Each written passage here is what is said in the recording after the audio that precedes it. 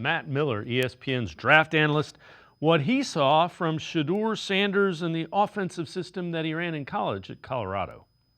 The big thing was that Shedeur had the ability in that offense to change the play call if he didn't like it. So if Pat Shurmur called something, Shedeur didn't like it.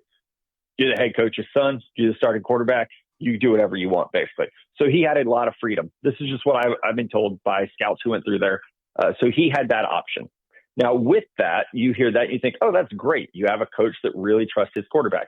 I think it was more so on the basis of you're the coach's son, so you have more freedom than you might otherwise have. I don't think we're going to see Colorado's quarterback have that opportunity next year, for example.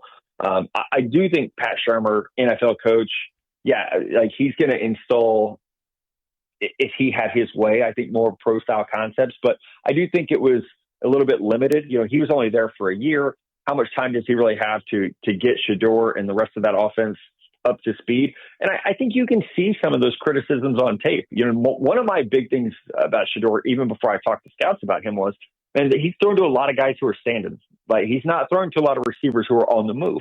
A lot of times, some of this was because of their offensive line. A lot of times he was running around. It's almost like scramble drill. He's looking for guys, and boom, he finds a receiver that's been able to slip through the cracks a little bit. There wasn't a lot of touch and timing and anticipation in that offense. That was a pretty big critique of him.